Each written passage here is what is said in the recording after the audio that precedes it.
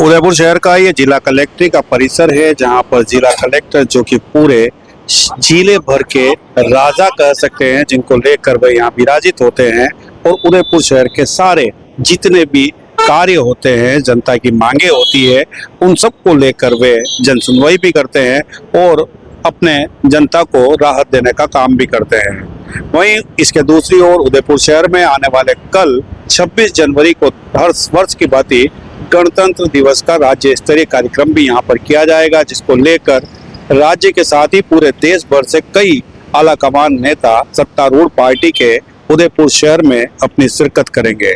लेकिन आपको बता दें कि अपनी ही मेहनत कश कमाई को वापस पाने के लिए यहाँ पर ठगी पीड़ित कई पिछले 2 या 2.5 महीने से लगातार धरना प्रदर्शन कर रहे हैं। हालांकि पिछले कुछ दिनों पूर्व तक तो ये सब लोग अपनी बातों और मांगों को लेकर कई नारेबाजी और प्रदर्शन भी करते नजर आ रहे थे, लेकिन आखिरकार अब इन्होंने अपने मुंह को बंद कर लिया है, क्योंकि अब उनको भी महसूस हो गया है कि जिस तरह से महात्मा गांधी के 3 बंदरों की भूमिकाओं में से एक बंदर की भूमिका में ये सब नजर आने लग गए हैं। क्योंकि कहीं न कहीं अब तानाशाही शहर के साथ ही देश में भी हावी होती जा रही है और अब कोई भी व्यक्ति इनकी बात को सुनने को तैयार नहीं है। हालांकि जख्म और गम हर सीने में कहीं न कहीं दबे हैं, छुपे हैं, लेकिन उन्होंने अब उसी को अपना जीवन का एक अभिन्न अंग मान लिया है। आप देख सकते हैं यहाँ पर जिला कलेक्ट्रेट के सामने पिछले कई महीनों से यहाँ पर ये सब लोग अपनी ही मेहनत कश कमाई को पाने के लिए सरकार से एक युद्ध करते हुए नजर आ रहे हैं। लेकिन अब इन्होंने यहाँ पर अपनी उस उम्र के पड़ाव में अपने मुंह को बंद कर लिया है, जब वे कहीं पर अपने जो जीवन भर जो इन्होंने मेहनत करके कमाया था उसको अपने पास रखकर कहीं न कहीं अपने आराम भरी जीवन को जी सकते थे। लेकिन ऐसे में आप एक नया सवाल बन बैठा है। यहाँ पर एक सज्जन हैं, उनके तो अब आपको बात करवाते हैं कि वे पैर से भी विकलांग है और उसके बावजूद भी वे अपने ही पैसों के लिए यहाँ पर पिछले कई समय से धरना प्रदर्शन में शामिल हो रहे हैं। भाई साहब, क्या नाम है और किस तरह की बात है और क्या कुछ आज पूरे शहर भर को दुल्हन की तरह तैयार किया जा रहा गणतंत्र दिवस मनाया जाएगा? आपका गणतंत्र दिवस कैसे मन रहा है? हमारा तो बहुत दुखदायक मन रहा है, क्योंकि हमारे पब्लिक का जो पैसा दिया है इन कंपनी वालों ने और सरकारों ने जो रजिस्ट्रेशन दे रखे थे और इन्होंने रजिस्ट्रेशन दिया है, उसके आधार पे हमने पैसे जमा कराए। आज पब्लिक हमारा घर नौकरी हमें गालियाँ दे रही है, हमें हमारे माँ बाप ये कर रहे, सरकार हमारी बात नहीं मान रही है। सरकार मुंह पे पट्टी लगा के बैठी हुई है और हमारे कोई सुनवाई नहीं कर रही है। और आज उदयपुर में आज क्या छोटा मिनी सचिवालय लगा हुआ है, या राज्यपाल हुआ आए हुए हैं, मुख्यमंत्री आए हुए हैं, फिर भी कलेक्टर साहब वगैरह हमारे से वार्तालाप नहीं करा रहे हैं। इसलिए हमारी तो एक आज गणतंत्र दिवस एक हमारे दिवालियापन गणतंत्र दिवस की तरह हम मना रहे हैं, क्योंकि हम गरीब लोग हैं। हमारा पैसा एक एक करके इन लोगों को जमा कराए, आज वो हमें देने में असमर्थ है और न हमारे से कोई वार्तालाप कराते और न मुख्यमंत्री से मिला रहे, न राज्यपाल से मिला रहे। इसलिए हम तो आज मौन धारण करके हम यहाँ कलेक्टर के सामने बैठे हुए हैं। जैसा कि उन्होंने अपनी पीड़ा बताई, पीड़ा के साथ ही उन्होंने बताया कि एक लंबे समय से सब लोग यहाँ पर बैठकर अपनी मांगों को मनवाने के लिए कई जद्दोजहद कर रहे हैं। हर सीने में एक दर्द है, बस वही दर्द लेकर अब इन लोगों ने अपनी एक आस की किरण जगा रखी है कि उम्र के उस पड़ाव में जहां अपने परिवार के साथ आराम से रह सकते थे, लेकिन आप देख सकते हैं किस तरीके से यहाँ बैठे हैं। माता जी, किस तरह की बात है और क्या कहना को चाहोगे कि सरकार कितना सुन रही है? सरकार हमारा कुछ नहीं सुन रही है, हम जा के आ गए, कुछ भी नहीं सुन रही है। हमारे पैसे फंसे हुए उस पे कोई सुन भी नहीं रहा है। ऐसे में आपके एक तरफ तो पैसा फंस गया, दूसरा तरफ परिवार वाले क्या कुछ कह रहे हैं? परिवार वाले मेरे कुछ नहीं, परिवार वाले मेरे साथ भी दे रहे पर लेकिन वो भी उनके साथ भी कुछ भी नहीं कह रहे। जा के आ गए सबके जहाँ और उनके भी यहाँ जहाँ उस तरह हमने पैसे जमा कराए, उन्होंने बोला कि तो हम आपके पैसे नहीं आएंगे। जा के आ गए, हर जगह जा के आ गए। हम बहुत पीड़ित है, हम बहुत ही पीड़ित है। कितना लंबा समय हो गया है और क्या कुछ कहना चाहोगे पैसे को लेकर?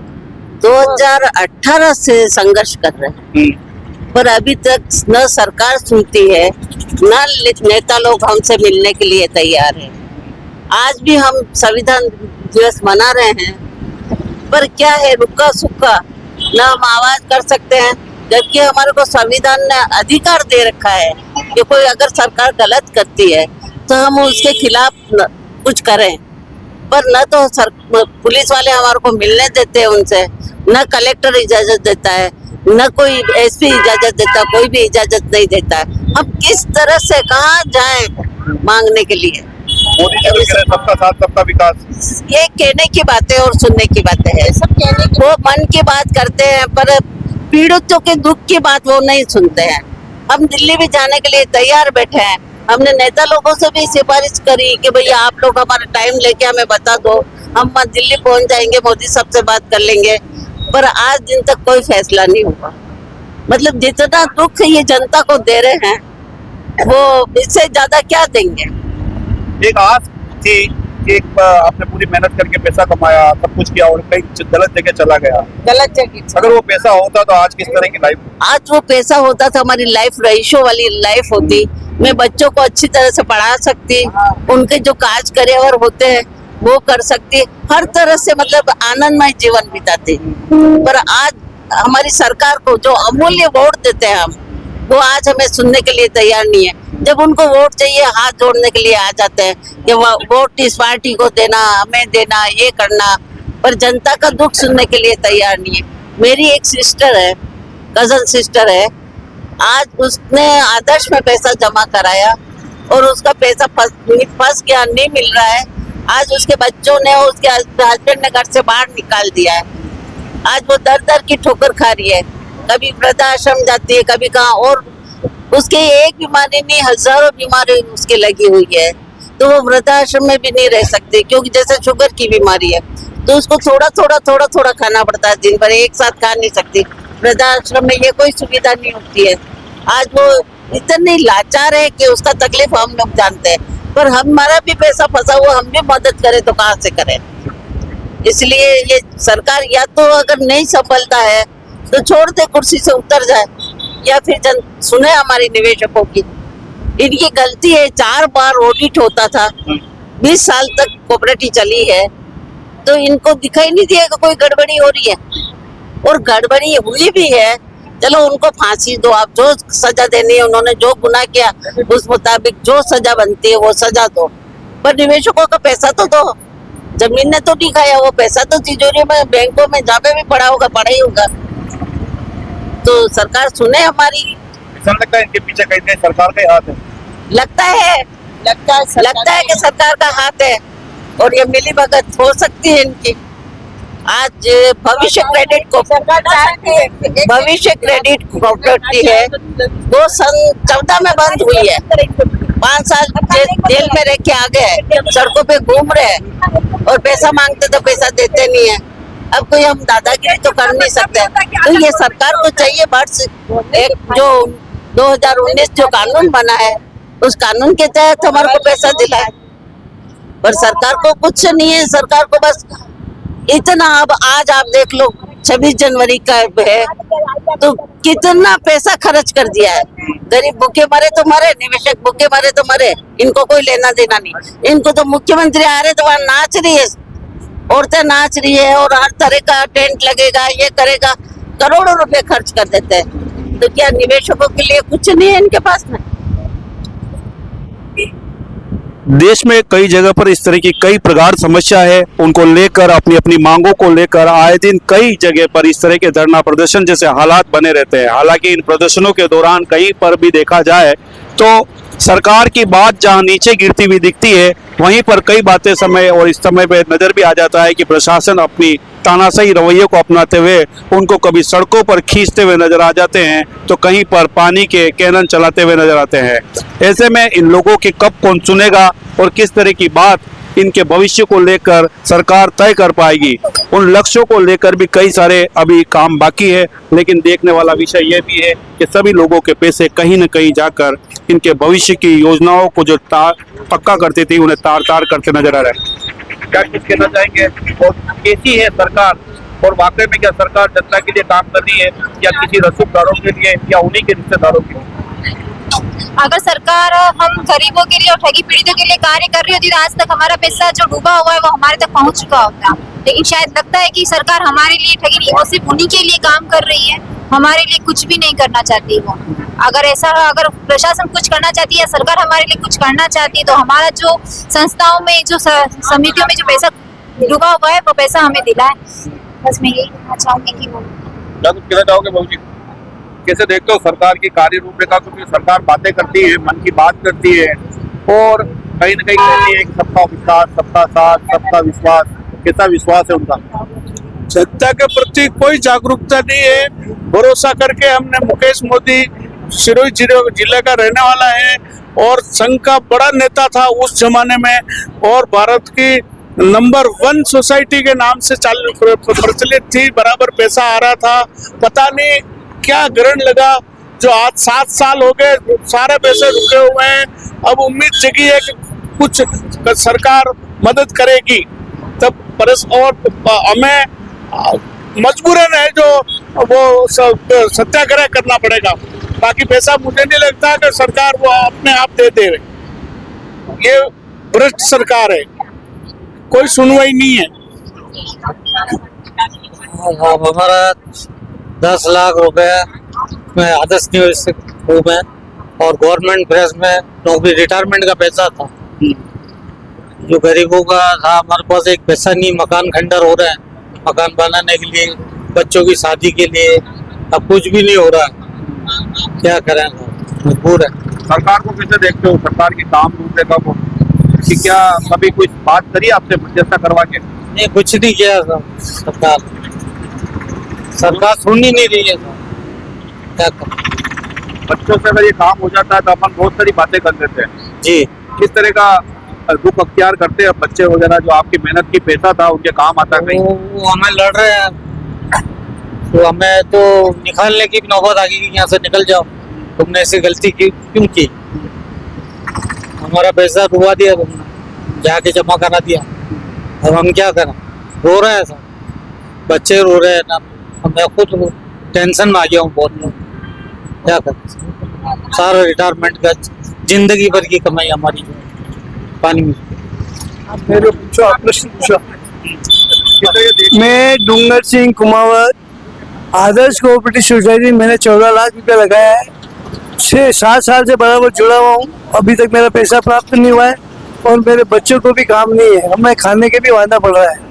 और मैं इस जनसंघ पार्टी बीजेपी से बचपन से जुड़ा हुआ आदमी हूँ, मैं पूरा सपोर्ट करता हुआ हूँ। लेकिन आज बड़े दुख के साथ कहना पड़ रहा है कि ये दुनिया के काम करे, फिजूल में फोकट की जितनी भी योजना चला रहे हैं, लेकिन हमारा खुद का कमाया पैसा PF का पैसा है वो इधर आदर्श का पैसा वो नहीं दे रहे। हम ये चाहते हैं कि मोदी जी को और उनके लड़कों को जो जमानत दिए या दे रहे हैं उनको बाहर निकाल के लिक्विडेटर के साथ मिलके हमारी जितनी भी प्रॉपर्टी है उसको सीज किया जाए, इनके द्वारा बांटा जाए। ये भी सरकार से प्रार्थना है, भजन लाल जी सरकार, प्रधानमंत्री अमित शाह से सबसे यही प्रार्थना है। पूरे उम्र भर की कमाई को, अपनी मेहनत कश कमाई को इन्होंने कहीं न कहीं पर अब इनको लग रहा है कि एक ऐसी गलत जगह लगा दिया जहां पर कहीं न कहीं उन लोगों को सरकार की ही सही मिली हुई है। हमारे साथ एक सामाजिक कार्यकर्ता है जो सदैव इनके दुख दर्द में शामिल रहते हैं, उनसे बात करेंगे। किस तरीके से देखते हैं आपकी सरकार? एक तरफ गणतंत्र दिवस के नाम पर करोड़ों रुपए का खर्च कर रही है, पूरा शहर दुल्हन की तरह सजा दिया गया है और एक धड़ा है जो इस शहर का रहवासी कहलाता है आज कहीं न कहीं मातम के अंतर्गत नजर आ रहा है। क्या कहना चाहेंगे? देखिए, बहुत पीड़ा का विषय है और बहुत ही दुख भरी बात है कि हम भारतीय संविधान के 75वें गणतंत्र दिवस मना रहे हैं और ये गणतंत्र दिवस संविधान के शासन के लागू होने के उपलक्ष्य में मनाया जाता है और इस संविधान ने भारतीय नागरिकों को कई अधिकार दिए, मूल अधिकार दिए, अभिव्यक्ति की आज़ादी का अधिकार दिया है, गरिमापूर्ण जीवन जीने का अधिकार दिया है। लेकिन ये सरकारें अरबों खरबों रुपए लगाकर उत्सव मना रही है, महोत्सव मना रही है, अपना नाम कर रही है, लेकिन ऊंची दुकान फीका पकवान। आज आप कह रहे हैं कुछ लोग नहीं, हम जो नेतृत्व कर रहे हैं यहाँ इस राजस्थान राज्य के लगभग 2-2.5 करोड़ पीड़ित हैं और भारत में 40 करोड़ लोग पीड़ित हैं। और ये सरकार कब सुनेगी? 7 साल से ज्यादा, जैसा कि मनोरमा जी ने बताया, 7 साल से ज्यादा वर्ष हो गए। हमें तो यही समझ में नहीं आ रहा कि जब पद और की शपथ लेते हैं तो उस शपथ का कितना ज्ञान है, पद के दायित्व का कितना ज्ञान है, लोक कल्याणकारी राज्य की अवधारणा जो संविधान देता है उसका कितना ज्ञान है।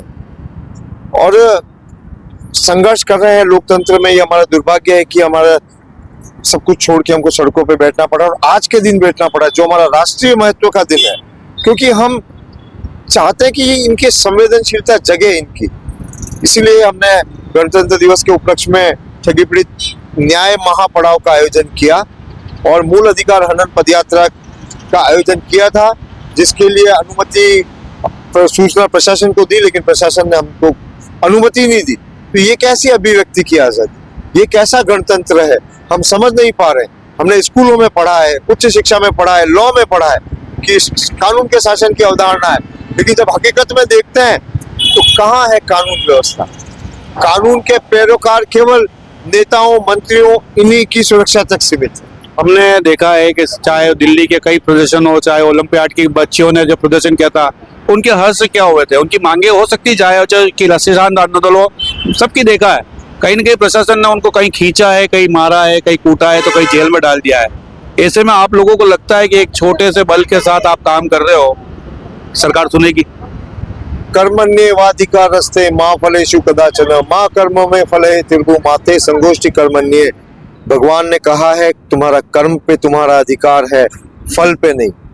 तो हमें तो कर्म कर रहे हैं हम, और ये 1 सितंबर से आज 26 जनवरी हो गई है।